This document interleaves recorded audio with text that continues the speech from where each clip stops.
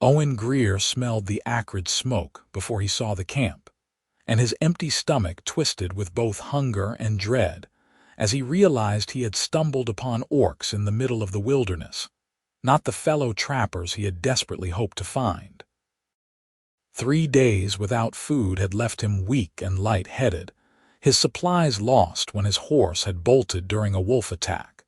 And now he crouched behind a thick pine tree, watching the figures move around their fire with a mixture of fear and fascination. The settlement before him was small, just 4 hide tents arranged in a loose circle, and in the center, a large iron pot hung over flames, bubbling with something that looked like strips of tree bark. He counted 5 orcs, all of them appearing to be women based on their builds and the way they moved, their green skin catching the firelight as they went about their evening tasks. Owen knew he should retreat, slip away into the forest and take his chances with starvation rather than risk an encounter with creatures he had been taught since childhood to view as savage enemies. But his body betrayed him, swaying with weakness, and a branch snapped under his boot. The sound rang out like a gunshot in the quiet evening air. All 5 orcs froze, their heads swiveling toward his hiding spot with predatory precision. Owen's hand went to his belt, finding only an empty sheath where his hunting knife should have been, another loss from his desperate flight through the woods. He stood slowly, raising his hands to show he was unarmed, his heart hammering against his ribs. "I mean no harm," he called out, his voice rougher than intended. "I am lost and hungry. I will leave." The tallest of the orcs stepped forward, a woman with broad shoulders and intricate braids woven through her black hair. Her tusks were small but prominent, and her amber eyes studied him with an intensity that made Owen feel exposed. She wore leather armor that had seen better days, patched and re-stitched in multiple places, and a worn axe hung at her hip.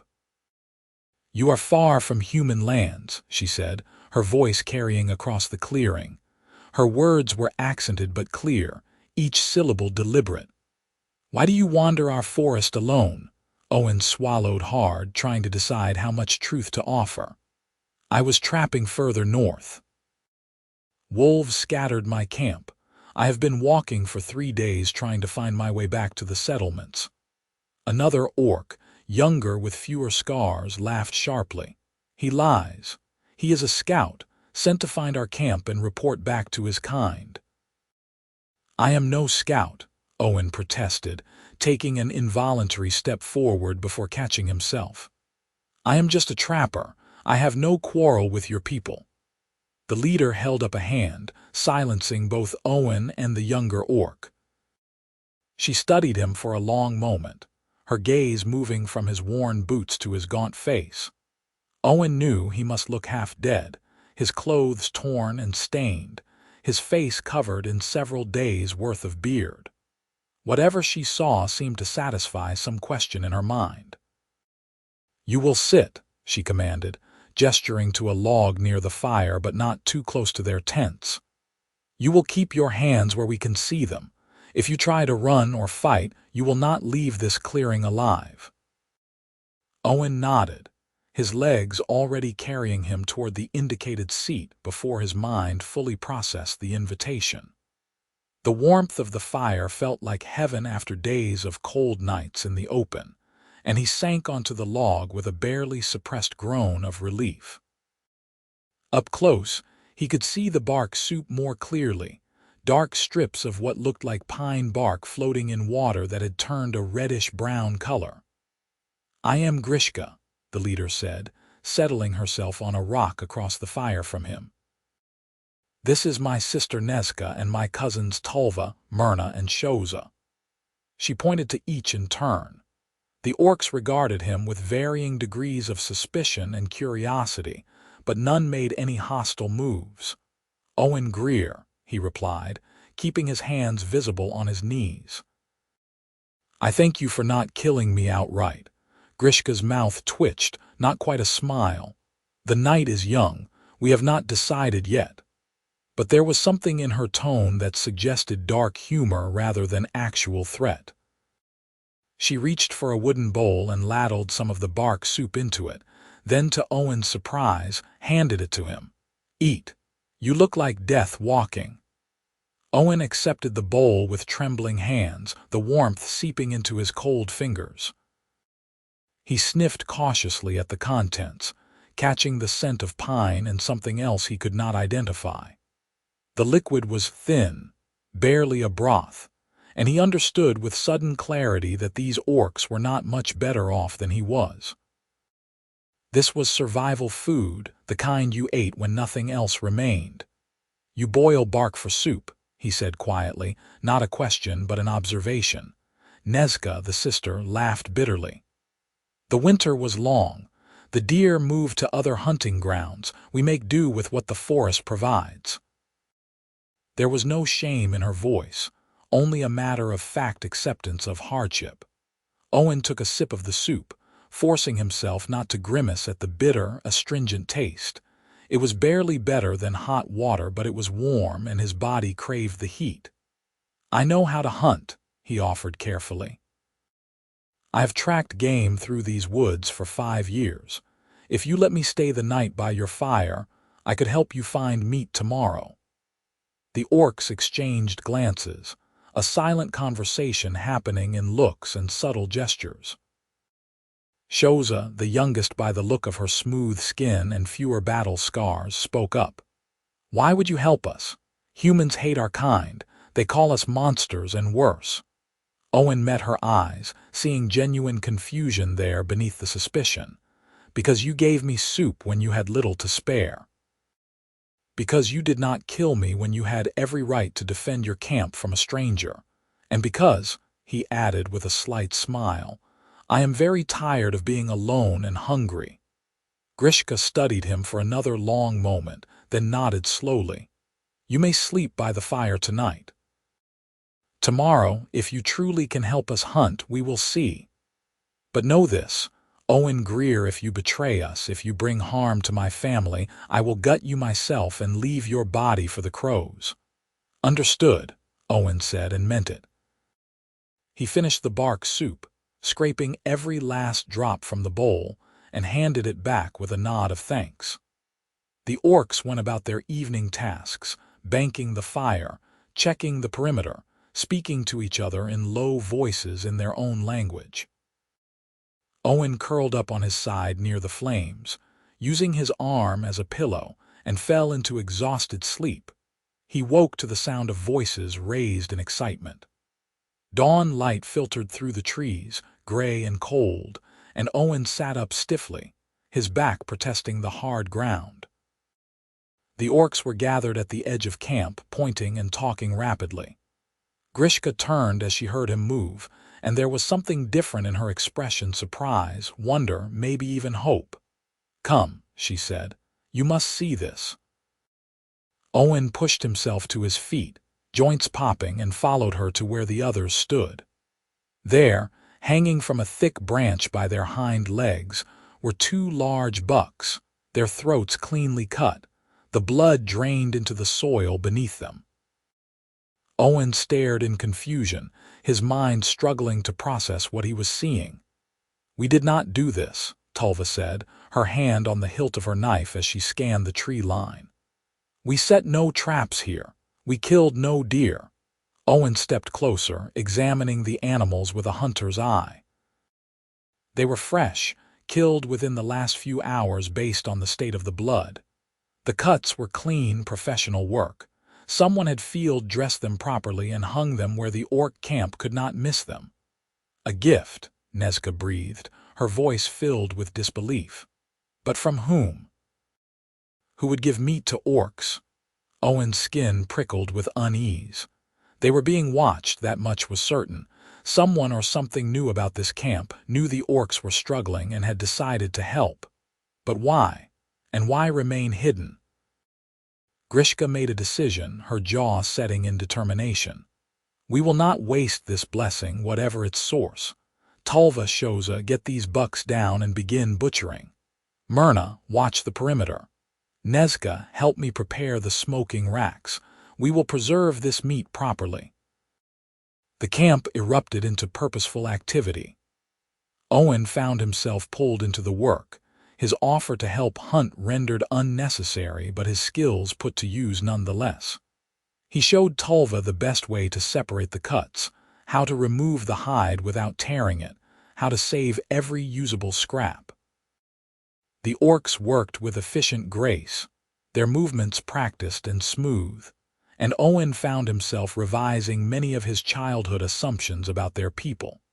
As they worked, he caught Grishka watching him several times, her expression thoughtful.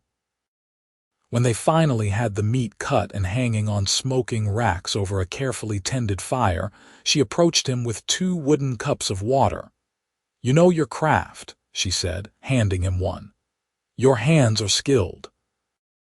"My father was a butcher before he became a trapper," Owen explained, drinking deeply. "He taught me to respect the animal, use everything, waste nothing. A good lesson."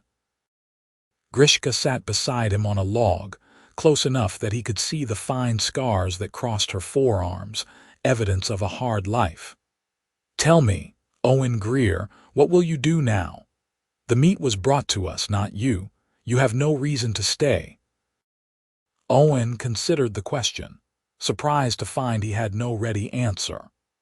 The logical choice was to ask for directions to the nearest settlement, take a portion of meat as payment for his help, and leave. But something made him hesitate, made him want to understand the mystery of the gifted deer. "I would like to stay a while longer," he said slowly. "Those bucks did not appear by magic. Someone is out there watching. I want to know who and why." Nezka, who had been listening while tending the smoking fire, laughed. "The human wants to solve mysteries now. Perhaps the hunger has addled his mind." But Grishka did not laugh.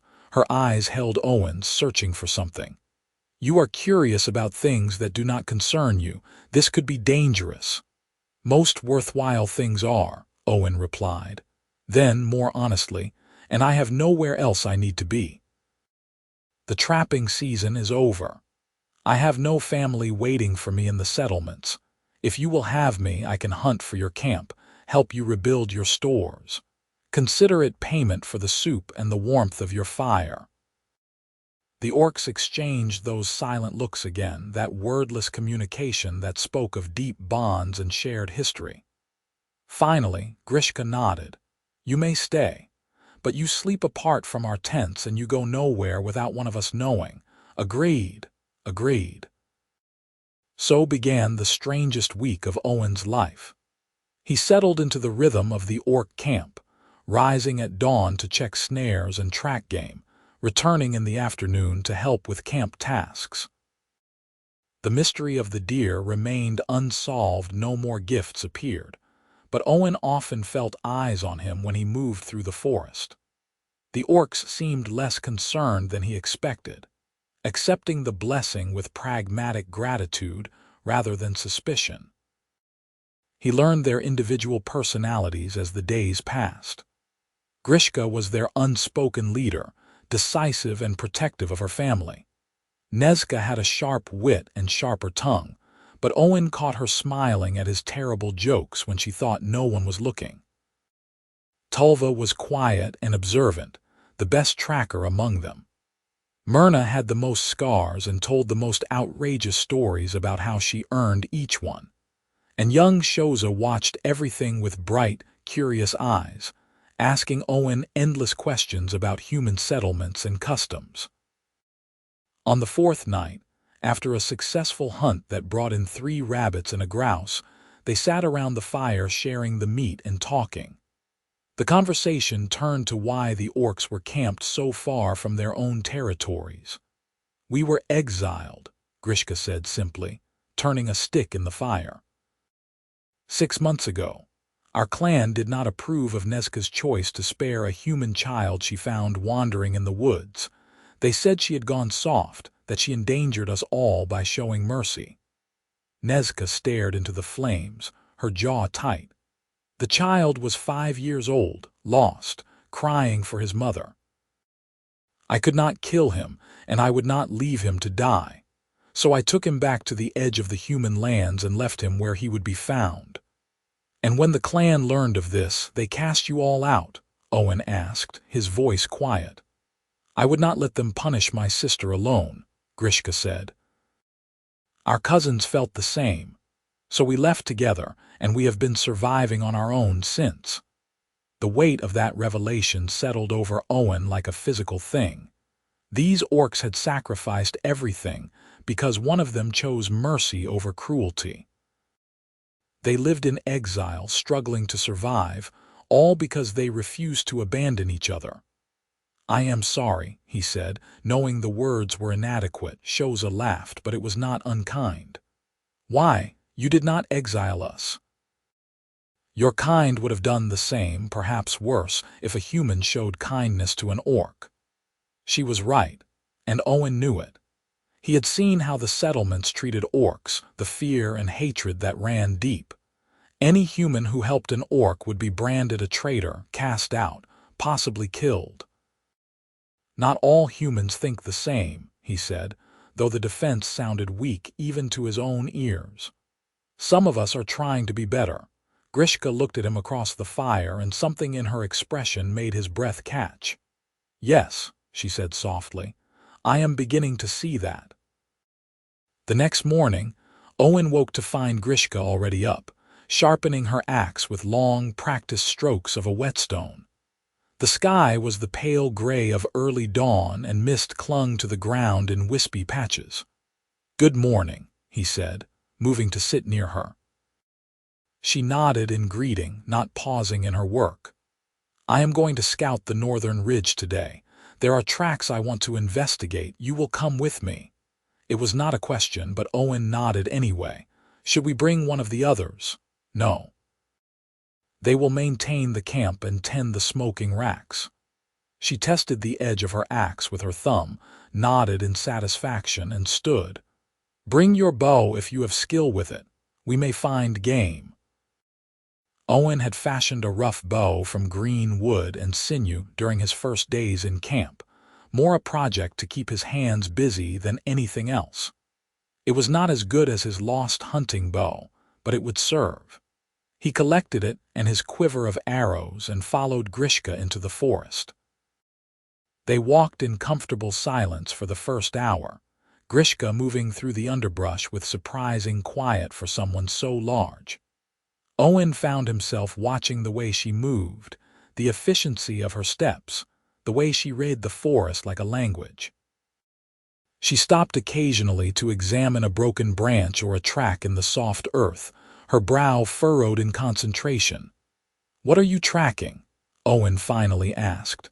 Something large, not a deer, not a bear, something else. She pointed to a mark in the mud, a print larger than Owen's hand with distinct claw marks. Timber wolf, but bigger than any I have seen. It has been circling our camp for 3 days. Owen felt a chill that had nothing to do with the morning air. You think it left the deer? Perhaps. Or perhaps it is hunting us, and we should be ready to fight. She said it calmly, as though discussing the weather, and Owen was struck again by the casual danger of her life. Where he had grown up worrying about crop yields and market prices, she had learned to sleep lightly and check her weapons each morning. They tracked the wolf for another 2 hours, following its trail higher into the hills. The forest grew denser here, old-growth trees blocking out the sun and creating a perpetual twilight. Owen's bow was drawn, an arrow knocked, his nerves singing with tension. Then Grishka stopped so suddenly that Owen nearly walked into her back. She held up a hand for silence, her head tilted, listening. Owen heard it a moment later, a low, rumbling growl that seemed to come from everywhere and nowhere. The wolf emerged from behind a massive oak, and Owen's breath caught in his throat. It was enormous, easily twice the size of any normal timber wolf, its fur a silver gray that seemed to shimmer in the dim light. But it was the eyes that froze him in place, pale blue and far too intelligent, watching them with an awareness that felt almost human. Grishka did not raise her axe. Instead, she slowly, deliberately, knelt and placed her weapon on the ground. Owen stared at her in disbelief, but something in the wolf's posture made him follow her lead, lowering his bow. The wolf padded closer, each step measured and cautious. It stopped just a few feet away, its massive head level with Grishka's even though she was kneeling. Then, to Owen's utter shock, the wolf dipped its head in what could only be described as a bow. Grishka spoke in her own language, words that flowed like water over stones. The wolf's ears twitched and it made a sound that was almost a whine. Then it turned and walked a short distance away before looking back, clearly wanting them to follow. "What in the gods' names?" Owen whispered. "Not a wolf," Grishka said, standing and retrieving her axe. "A spirit. A guardian of the forest. I have heard stories but never thought to see one." She looked at Owen, her expression grave. "We follow. It would be death to refuse." They trailed the spirit wolf deeper into the forest, climbing higher until Owen's legs burned with the effort. Finally, they emerged into a small clearing where a spring bubbled up from between moss-covered rocks. The wolf went to the spring and drank, then sat back on its haunches, watching them expectantly. Grishka approached the spring cautiously, kneeling beside it. She cupped her hands and brought the water to her lips, and her eyes widened. Sacred water, blessed by the old powers. She looked at the wolf with new reverence. "You led us here. You left us the deer." The wolf's tongue lolled out in what Owen could have sworn was a smile. Then it stood, walked over to Grishka and placed one massive paw on her knee. She froze, her breath catching, but the wolf simply held the position for a moment before pulling back and retreating to the edge of the clearing. "What did that mean?" Owen asked, his voice barely above a whisper. "Acceptance. Protection. It has claimed us as its charge." Grishka's hands trembled slightly as she filled the water skin at her belt. "We must bring the others here. This spring will not run dry, and the water will sustain us better than bark soup." The wolf watched them fill their skins, then turned and vanished into the forest without a sound. Owen and Grishka stood in the clearing for a long moment, processing what they had witnessed. "Your people have legends of spirit animals," Grishka said, not a question. "Some," Owen admitted. "Though I always thought they were just stories to tell children. All stories have truth at their heart." She shouldered her water skin and started back down the slope. "Come, we have much to tell the others." The camp erupted into excited disbelief when Grishka related their encounter. Nezka insisted on seeing the spring herself, and Tulva wanted to track the wolf despite Grishka's warnings that it would not be found unless it wished to be. They made 2 more trips that day to bring back water, and that night they feasted on smoked venison and fresh spring water that tasted like rain and minerals, and something indefinably sweet. As the fire burned low and the others retired to their tents, Owen found himself alone with Grishka once more. She sat sharpening her knife this time, the repetitive motion seeming to soothe her thoughts. "May I ask you something?" Owen said. She nodded without looking up from her work. "Why did you really let me stay? The first night, you could have sent me away with a share of the deer meat. Why keep me here?" Grishka was quiet for so long that Owen thought she would not answer. Then she set down her knife and met his eyes. "Because when I looked at you, starving and lost, I saw myself. I saw my sisters and cousins. I saw what we might have become if no one had shown us mercy. And I thought, if the world is cruel and unforgiving, the least I can do is offer kindness when I am able." The honesty of it hit Owen like a physical blow. "I have spent my whole life being taught that your people are monsters, that you are violent, cruel, incapable of anything but destruction." He shook his head slowly. but you have shown me more kindness in a week than I have received in years of living among my own kind. And I was taught that humans are weak, treacherous, unworthy of trust," Grishka replied. "Yet you have worked beside us, shared our struggles, and asked for nothing in return. Perhaps we are both learning that the teachings of our youth are not always truth." Owen felt something shift in his chest, a warmth that had nothing to do with the fire. He looked at Grishka, really looked at her, and saw not the monster of his childhood nightmares but a woman of strength and courage, someone who had sacrificed everything for her principles and refused to let hardship break her. "Perhaps we are," he said softly. The days that followed fell into a new pattern.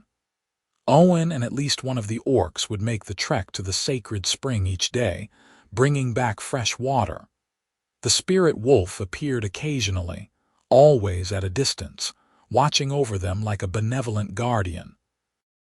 Game became more plentiful, as though the forest itself had decided to provide for them. They smoked meat, gathered herbs and edible plants, and slowly their supplies grew from desperate to adequate. But something else was growing too, something Owen felt every time he caught Grishka's eye across the fire, every time their hands brushed while working, every time she smiled at one of his stories. It was dangerous and foolish and completely impossible, but he could not deny it anymore. He was falling in love with her. He tried to fight it, to remind himself of all the reasons it could never work. They were different species.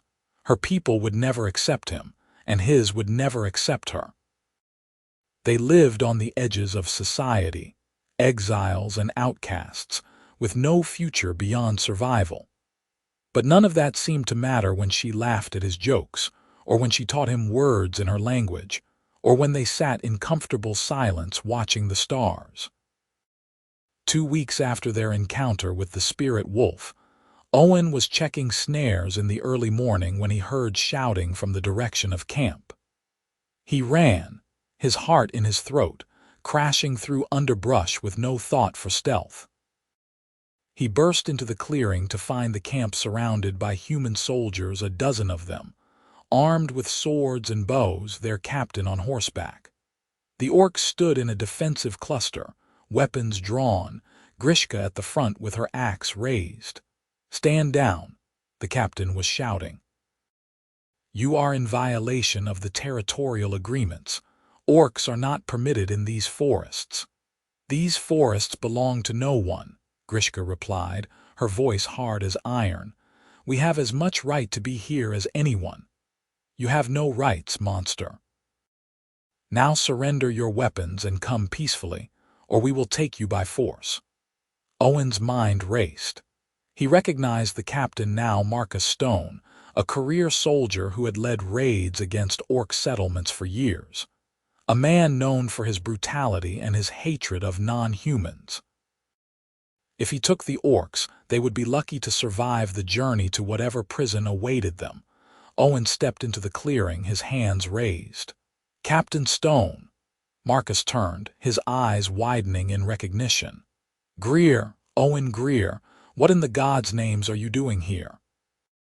"These orcs are under my protection," Owen said, the words leaving his mouth before he fully thought them through. "They are harming no one. They are simply trying to survive." "Your protection?" Marcus laughed, a harsh bark of sound. "You have no authority here, trapper. Step aside before I add aiding the enemy to your list of crimes." "They are not the enemy," Owen said, moving to stand beside Grishka. He felt her stiffen in surprise, but she did not lower her axe. "They are exiles, cast out by their own people for showing mercy to a human child. They have lived here peacefully for months, taking only what they need to survive. I do not care if they sprout wings and sing hymns," Marcus spat. "The law is clear. No orcs in human territories. Now stand aside, Greer, or share their fate." Owen looked at Grishka, at Nezka and Tulva and Myrna and young Shoza, at the family who had taken him in when he had nothing, who had shown him what true honor looked like. Then he looked back at Marcus and made his choice. No. The clearing erupted into chaos. Marcus roared orders and his men charged forward. Owen grabbed a burning branch from the fire and swung it in a wide arc, driving back 2 soldiers. Beside him, Grishka moved like deadly poetry, her axe deflecting sword strikes and opening one soldier's shoulder in a spray of blood. The other orcs fought with desperate ferocity, outnumbered but refusing to go down easily. Owen felt a blade slice across his ribs, hot pain blooming in its wake, but he stayed on his feet and kept fighting. He saw Tulva take an arrow in the thigh and go down hard. Saw Myrna break a soldier's arm with a brutal strike of her club. Saw Shoza, too young to be this good at violence, disarm a man twice her size and send him sprawling. Then a howl split the air, so loud and primal that every human froze mid-strike. The spirit wolf burst from the tree line, and it was not alone. Behind it came a pack of normal timber wolves, dozens of them, their eyes glowing in the morning light. They surged into the clearing like a gray wave, snapping and snarling, driving the soldiers back toward their horses. Marcus tried to rally his men, but the wolves were relentless. Within minutes, the soldiers were fleeing, throwing themselves onto their horses and riding hard for the tree line. The captain cast one last hate-filled glare at Owen before wheeling his mount and galloping after his troops. The wolves did not pursue. As suddenly as they had appeared, they melted back into the forest, all except the spirit wolf. It approached Grishka, who stood bleeding from a cut on her arm, and touched its nose to her hand. Then it looked at Owen with those 2 intelligent eyes, and he could have sworn it nodded before turning and vanishing into the trees. For a moment, no one moved. Then Nezka started laughing, a slightly hysterical edge to the sound. Did that just happen? Did we just get saved by wolves? We need to tend the wounded, Grishka said, always practical. Tulva first, then we need to move camp. They will be back and they will bring more soldiers. The reality of the situation crashed down on Owen. By defending the orcs, he had made himself an outlaw in human eyes. There would be no going back to the settlements now, no resuming his old life. He had burned that bridge as surely as if he had set it aflame. Grishka must have seen something in his face because she reached out and gripped his shoulder, her hand warm and strong. You did not have to do that. You could have walked away. No, Owen said, meeting her eyes. I could not.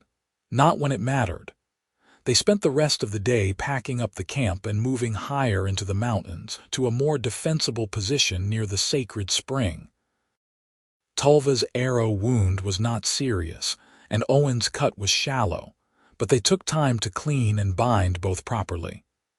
As evening fell, they made a new camp, smaller and more hidden, and gathered around a carefully shielded fire. What will you do now? Shoza asked Owen as they ate a simple meal of dried meat and journey bread. You cannot go back to your people. I know. Owen had been thinking about little else all afternoon. I suppose I am one of you now, an exile by choice rather than force, but an exile all the same. You would truly stay with us? Tulva asked, her voice skeptical. Live as we live, always moving, always hunted. Owen looked around the fire at these 5 orc women who had become more family to him in 2 weeks than anyone in his old life. Then his gaze settled on Grishka and he felt that warmth in his chest again, stronger than ever. Yes, he said simply, if you will have me. Grishka was quiet, staring into the fire. When she finally spoke, her voice was soft.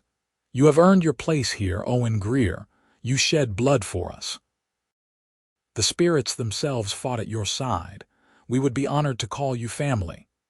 Something broke open inside Owen at those words, some last wall he had been holding against his feelings. I need to tell you something, he said, his heart pounding. All of you, but especially you, Grishka.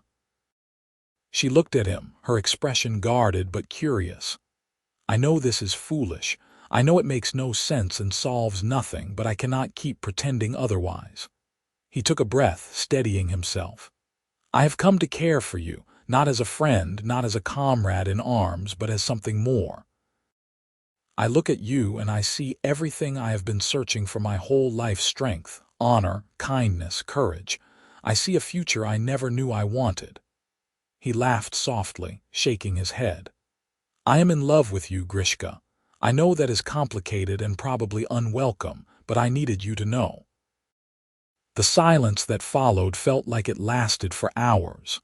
Nezka and the others had gone very still, watching their leader with keen attention. Grishka's face was unreadable, her amber eyes reflecting the firelight. Then she stood and walked away from the fire, into the darkness beyond their camp. Owen's heart sank like a stone. He had ruined everything, pushed too far, assumed too much. "Give her time," Nezka said quietly. "This is not a small thing you have offered her." Owen nodded mutely, his appetite gone. He sat staring at his hands, replaying every word and wishing he had stayed silent.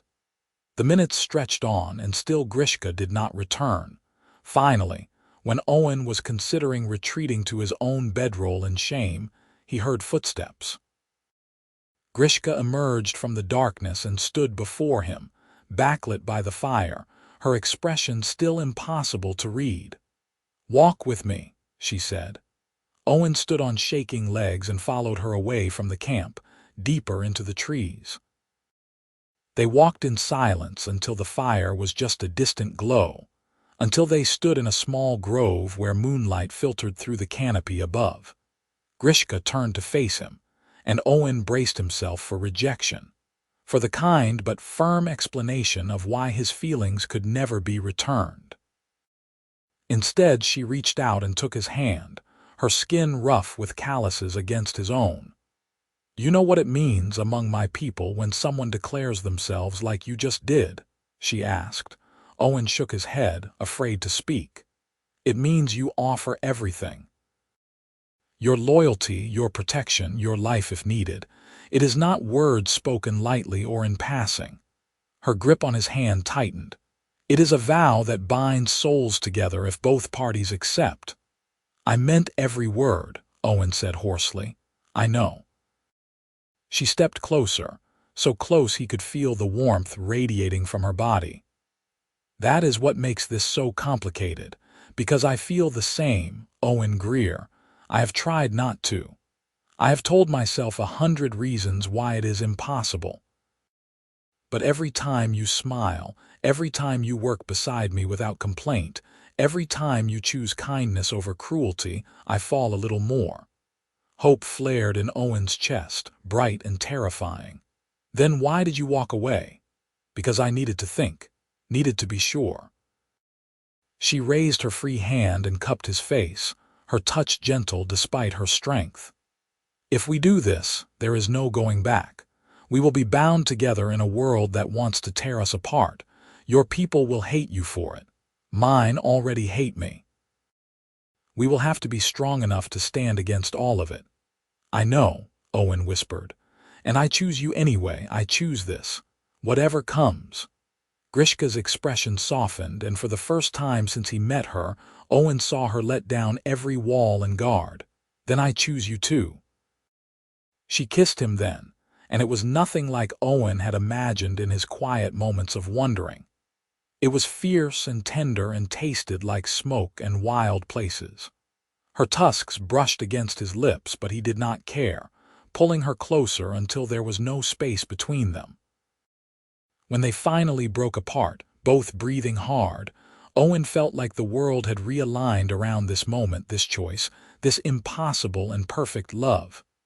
"What do we do now?" he asked, resting his forehead against hers. "We live," Grishka said simply. "We survive. We build something worth protecting." She pulled back enough to meet his eyes. "And we do it together."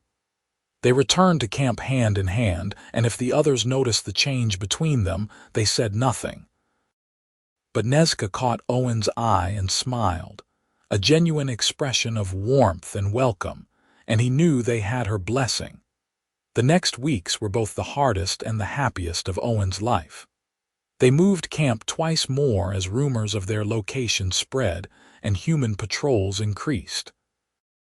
Game grew scarce as they were pushed into higher, rockier terrain. Winter was coming early this year, and they all knew the cold months would test them in ways hunger never had. But through it all, Owen and Grishka grew closer.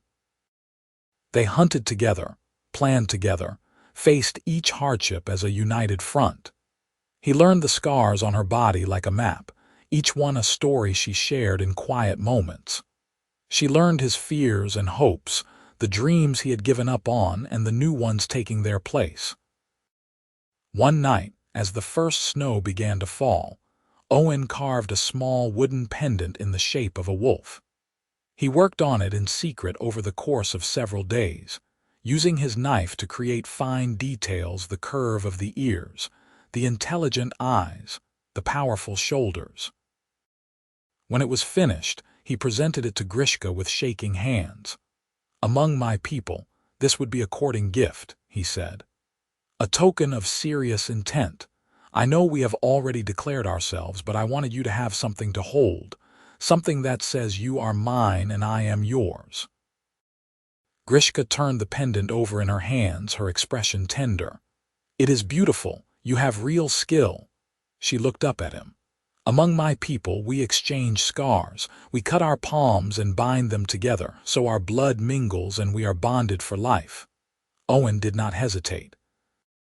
"Then let us honor both traditions." They performed the ritual that night, with the others as witnesses. Grishka cut her palm with her knife, a clean slice across the flesh, and Owen did the same.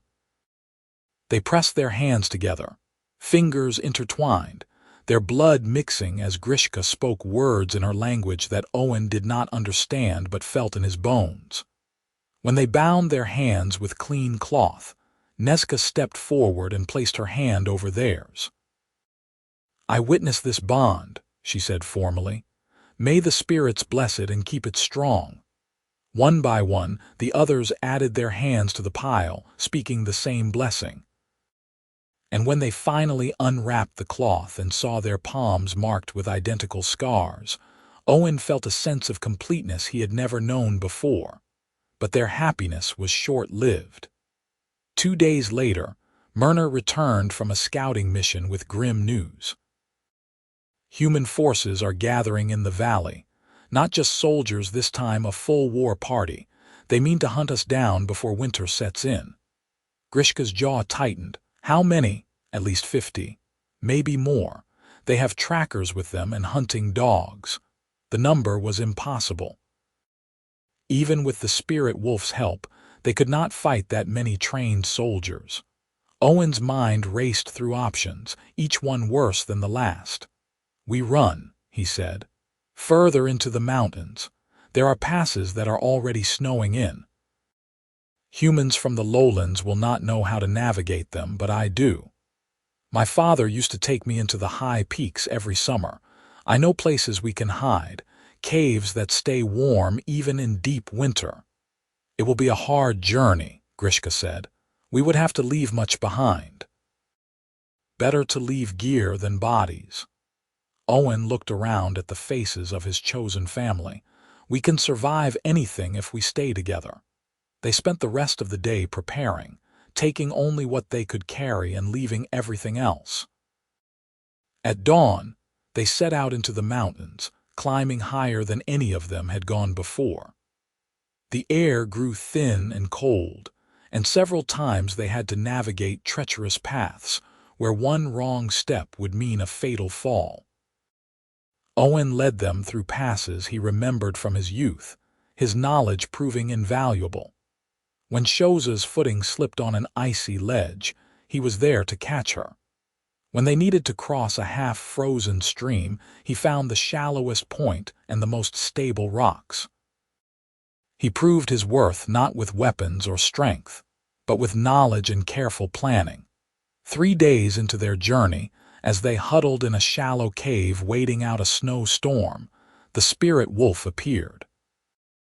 It materialized from the swirling white like a ghost, and beside it stood something that made Owen's breath catch. A woman, tall and ethereal, her skin the color of moonlight and her eyes the same pale blue as the wolf's. She wore robes that seemed to be made of mist and starlight, and power radiated from her like heat from a fire. "You have been faithful," she said, her voice echoing strangely in the small space. "You have chosen love over hate, unity over division. For this, you have earned my protection." Grishka and the others immediately dropped to their knees, heads bowed. Owen followed suit, his heart hammering. "Great Spirit," Grishka said, "we are honored by your presence." The Spirit Woman smiled. "Rise, children. I have watched your journey with great interest. The world below tears itself apart with old hatreds and ancient feuds, but you have proven that another way is possible." She looked at Owen and Grishka specifically. "Your bond is rare and precious. It must be protected." She raised one hand, and light flowed from her fingers like water. It touched each of them in turn: Grishka, Nezka, Tulva, Myrna, Shoza, and finally Owen. Where the light touched, warmth bloomed, spreading through his body and driving out the bone-deep cold of the mountains. "I give you my blessing," the Spirit said. "Safe passage through these peaks. Protection from those who would harm you, and a home when you reach the other side." She gestured, and the cave wall behind her seemed to shimmer and shift. "Beyond this mountain lies a valley that knows no winter, fed by hot springs and sheltered from the worst of the weather. It is a place between worlds, claimed by neither human nor orc. Make it yours. Build your life there, and let it stand as proof that love is stronger than division." Before any of them could respond, she and the wolf vanished, leaving only the echo of her words and the lingering warmth of her blessing. For a long moment, no one spoke. Then Nezka started laughing, tears streaming down her face. "We are blessed by the spirits themselves. We, the exiles and outcasts, the forgotten ones. We are blessed by love," Grishka corrected gently, taking Owen's hand. "That is what she recognized, not our suffering, but our choice to stand together despite it." They waited out the storm and then pressed on with renewed hope. The Spirit's blessing proved real. The path became easier, the cold less biting, and when they finally crested the last ridge and looked down into the valley she had promised, Owen felt tears of relief prick his eyes. It was everything she had said and more. A perfect bowl of a valley, perhaps 2 miles across, with a crystal-clear lake at its center fed by steaming hot springs. The vegetation was lush despite the season, and Owen could see deer grazing in the distance. The mountains rose on all sides like protective walls, and there was only one narrow pass leading and easily defended if needed. "Home," Grishka breathed, and Owen heard a world of longing in that single word. They descended into the valley as the sun set, painting the sky in shades of pink and gold. That night, they camped on the shores of the lake, and for the first time in months, no one took a watch. The Spirit's protection was real, tangible, a sense of safety they could all feel. In the days that followed, they began to build in earnest. Owen used his carpentry skills to construct a long house, sturdy and well insulated. The orcs gathered stones from the lake shore and built a proper hearth. They smoked fish from the lake, gathered nuts from the trees, and found the hot springs that kept the valley warm even as snow fell in the mountains beyond. Slowly, painfully, a home took shape. Not the temporary camps they had been surviving in, but a real home, meant to last. They built sleeping platforms and storage areas, a work shed and a smoke house. Owen carved decorations into the support beams, wolves and orcs and scenes from their journey. Grishka wove curtains from plant fibers and hung them to divide the space into private areas. As winter set in beyond their valley, they settled into a new rhythm of life. Owen taught the orcs how to ice fish and make snow shoes. They taught him their games and songs, their methods of tanning leather and forging tools. In the evenings, they gathered around the fire and told stories, building a shared history. And through it all, Owen and Grishka's bond deepened. They claimed one corner of the long house as their own space, making it a true home within the larger home. On the coldest nights, they lay together beneath furs and blankets, talking about the future they wanted to build. "Do you ever regret it?" Grishka asked one night, her head resting on his chest. "Giving up your old life, your people?" Owen considered the question seriously. "No. That life was empty. I was going through the motions, surviving but not truly living. Here with you I have purpose, I have love, I have a family I would die to protect." He kissed the top of her head. "If anything, I regret that I did not find you sooner." She was quiet for a moment, then said, "I want to build something lasting with you. Not just this house, not just this life. I want children. A future that extends beyond our own years." Owen's breath caught. "Children? Is that even possible between humans and orcs? The stories say it is. The children of such unions are rare, but they are strong, blessed by both worlds." She propped herself up to look at him. "I know it is another impossible thing in a life full of impossible things, but I want it anyway. I want to raise them in this valley, teaching them that love matters more than blood, that chosen family is as real as born family." "Then that is what we will do," Owen said, pulling her close. "We will fill this valley with love and laughter and proof that a better world is possible." Spring came to the valley in a rush of green and gold. The hot springs fed countless streams that turned the meadows into a carpet of wildflowers. The deer had twins and triplets, and fish spawned in the shallows of the lake. It was as though the valley itself celebrated their presence. But their isolation could not last forever. In the third month of spring, Tulva came running from her watch at the pass, her face pale. "Someone comes." A group of orcs, armed and moving fast. They armed themselves and gathered at the valley's entrance, ready to defend their home. Owen stood with his bow drawn, beside Grishka with her axe. They watched the pass and waited. A band of orcs emerged, perhaps 20 strong. Owen recognized their armor as belonging to the same clan that had exiled Grishka and her family.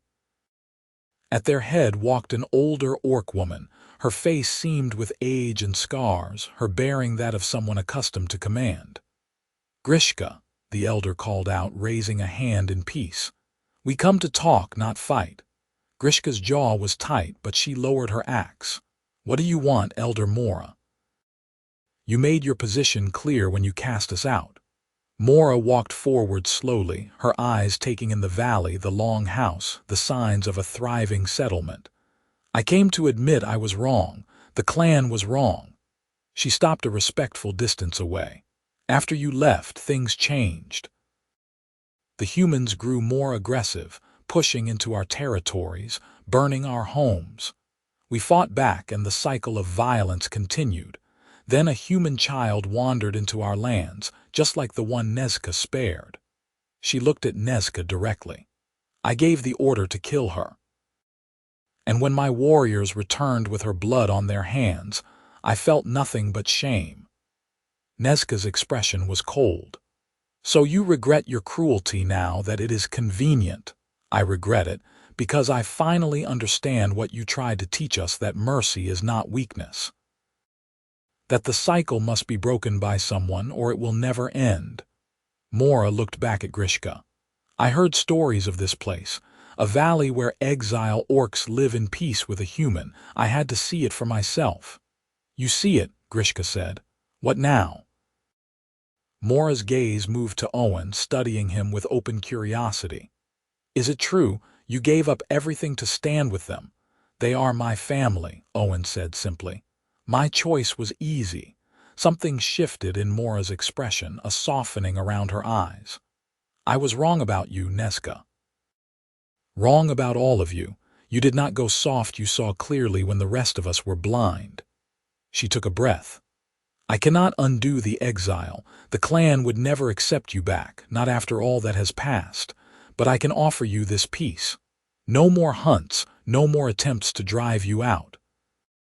Live here in your valley, and we will spread word that you are under the clan's protection. Any orc who comes here in peace will be welcomed. Any who comes to do harm will answer to me. It was more than any of them had expected. Grishka looked at her family, saw the cautious hope in their faces, and turned back to Mora. And what do you ask in return? Nothing. This is not a bargain. It is an apology, inadequate as it may be. Mora bowed her head, a gesture of deep respect. You were right and I was wrong, that is all. Grishka studied the elder for a long moment, then nodded slowly. Then we accept your peace. But know this valley is our home. We will defend it against anyone who threatens it, clan or human or otherwise. As you should. Mora straightened, and a slight smile crossed her weathered face. Perhaps someday, when enough time has passed, you will tell me how you built all this. It is impressive. Perhaps, Grishka allowed. The clan orcs did not stay long. They left offerings of food and tools, gestures of goodwill, and then departed back through the pass. As they disappeared from sight, Nezka let out a long breath. Did that really just happen? Did the clan actually apologize? Change comes slowly, Myrna said, but it comes. That night they celebrated with a feast, cooking the food the clan had left and sharing stories late into the evening. Owen sat with Grishka's hand in his, watching the firelight play across the faces of his family, and felt a contentment so deep it was almost painful. What are you thinking? Grishka asked quietly. That we did it. Against all odds, against everything the world told us was possible, we built something beautiful. He squeezed her hand. And it is only the beginning. The summer brought more changes.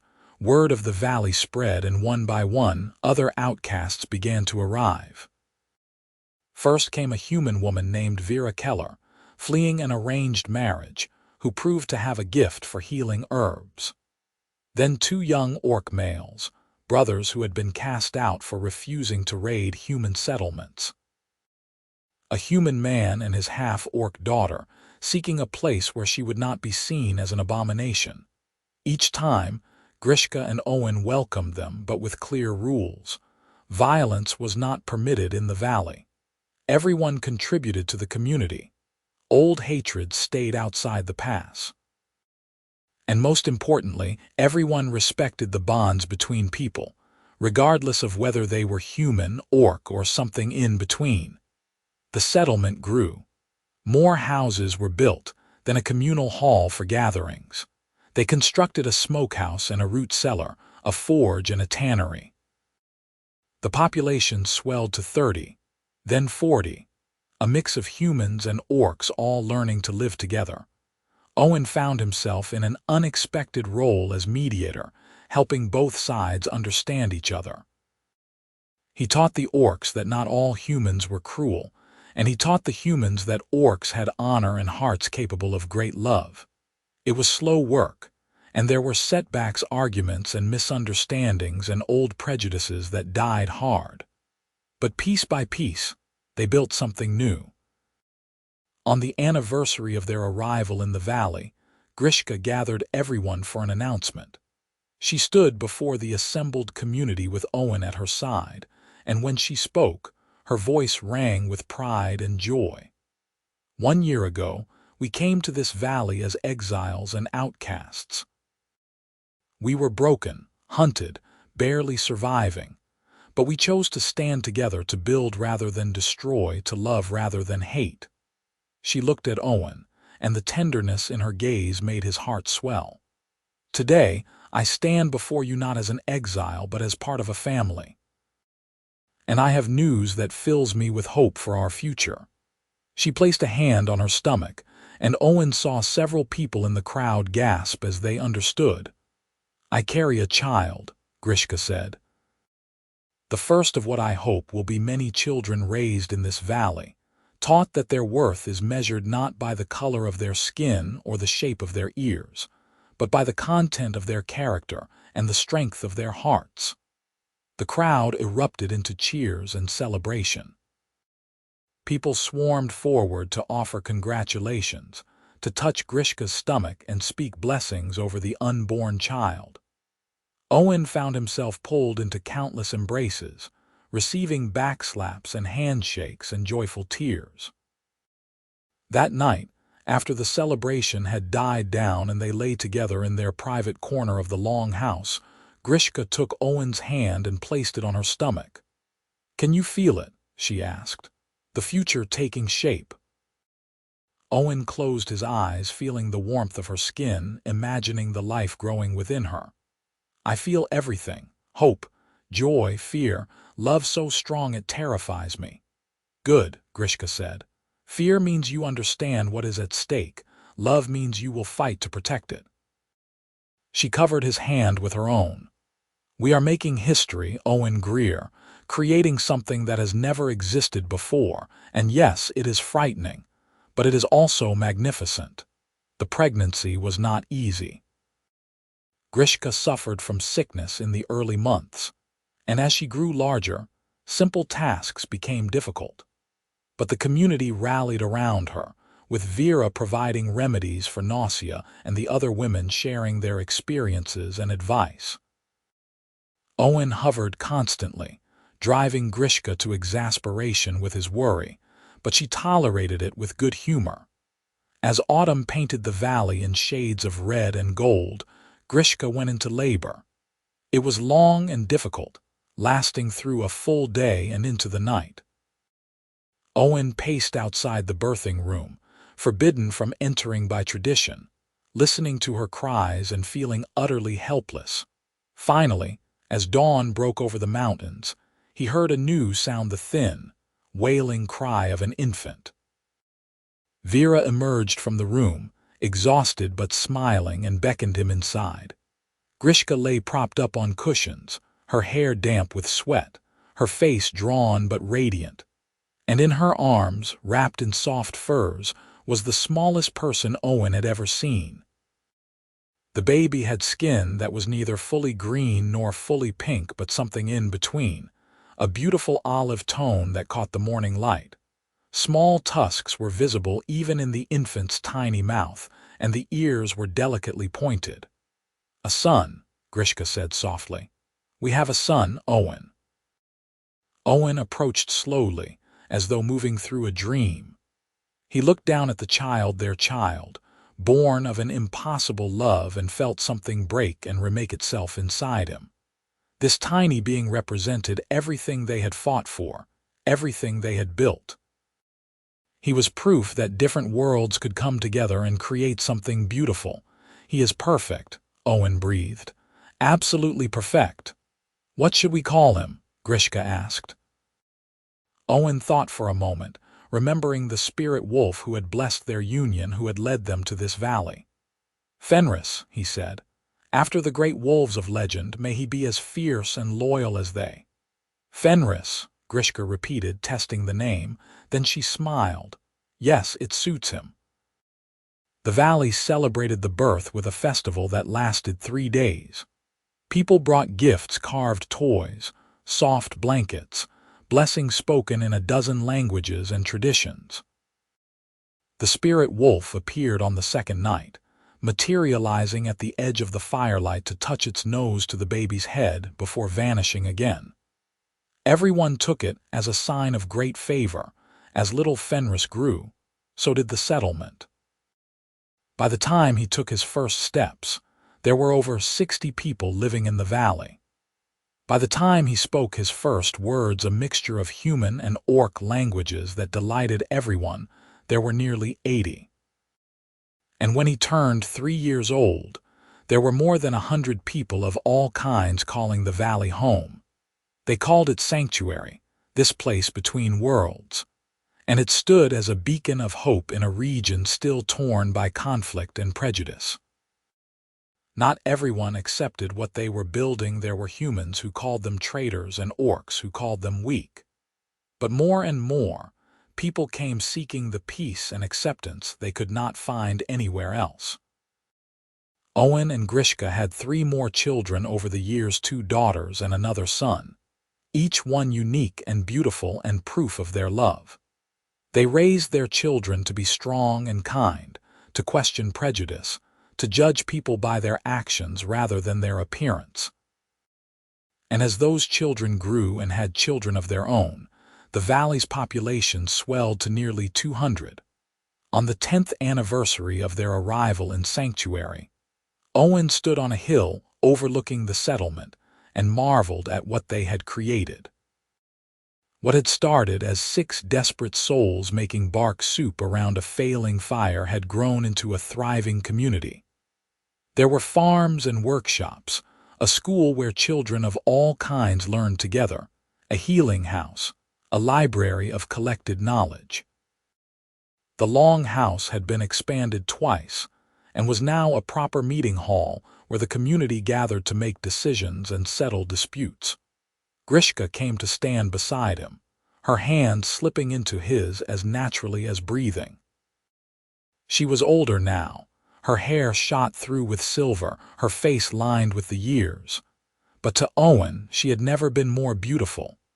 "Reminisce later, old man," she teased gently.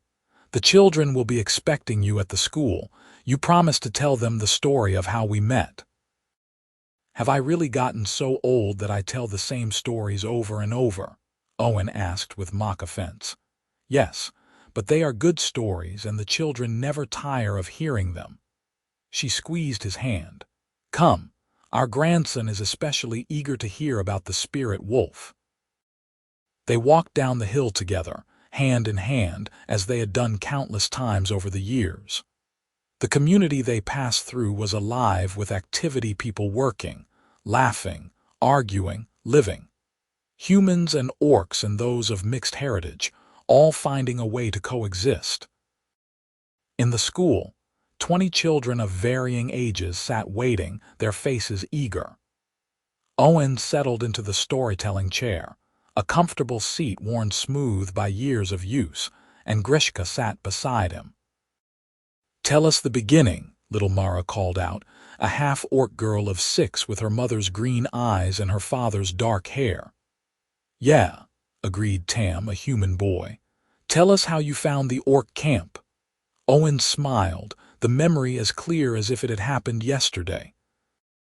"It started with the smell of smoke and the ache of an empty belly," he began, his voice falling into the rhythm of a tale told many times but never less true.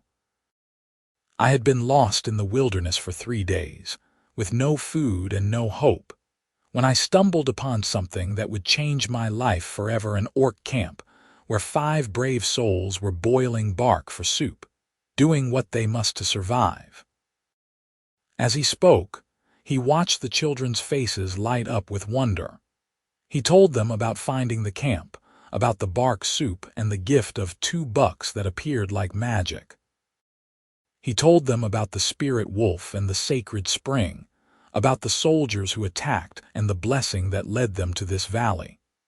And as he spoke, Grishka's hand never left his, their scarred palms pressed together, their blood long since mingled and their lives forever intertwined. When the story was done and the children ran off to play, Owen and Grishka sat in comfortable silence, watching through the window as Sanctuary went about its day. "You think they understand?" Owen asked. "What it cost to build all this?" "Not yet," Grishka said. "But they will when they are older, and hopefully they will build on what we started, make it even better." "I hope so." Owen leaned his head against hers. "I hope they never have to know the hunger and fear we knew. I hope they inherit a world that has learned from our example." "Whether the world learns or not, we did what we set out to do," Grishka said. "We loved each other against all odds. We built a place where others could do the same. We raised children who know no hate. That is enough, Owen. That is more than enough." And in the warmth of that schoolroom, surrounded by the sounds of the community they had built and the love they had nurtured for 10 years. Owen had to agree. They had taken an impossible situation, a starving human, and a desperate orc camp making soup from tree bark, and turned it into a thriving settlement built on love and acceptance. The world beyond the valley might still be full of prejudice and hate, but here in Sanctuary, a different way was possible. And as long as he and Grishka lived, as long as their children and grandchildren carried on their work, that hope would never die. Owen looked at his wife, his partner, his greatest love, and smiled. "You know what I am thinking? That you are getting too old for these walks up and down hills," he laughed. "That too. But also that if I had to do it all over again, the hunger, the fear, the exile, all of it, I would make the same choices in a heartbeat, because they led me to you." Grishka turned to him, her amber eyes soft with affection. "And I would make the same choices, every single one, because they led me to you and to this life, and to a family I would die to protect." They kissed then, gentle and sweet, two people who had chosen love over hate and built a legacy that would outlast them both. Around them, Sanctuary thrived, a testament to the truth that love could conquer even the deepest prejudice, that different peoples could find common ground, and that sometimes the most unlikely meetings could lead to the most extraordinary futures. As evening fell and the cook fires were lit throughout the valley, Owen and Grishka made their way home to the house they had built with their own hands all those years ago. Their children and grandchildren would gather soon for the evening meal, filling their home with noise and laughter and love. And in the mountains beyond, the spirit wolf watched over them still, guardian of a family that had proven worthy of its blessing, protector of a dream that had become reality through courage and unwavering faith in the power of love. This was their happily ever after, not a fairy tale ending where all problems vanished, but something better and truer. A life built on choice and commitment, on hard work and sacrifice, on the fundamental belief that people of any kind could choose to be better, to love more deeply, to create rather than destroy. And in a world that desperately needed such examples, Sanctuary stood as proof that another way was possible, born from the simple act of sharing bark soup with a stranger and growing into something that would change their corner of the world forever.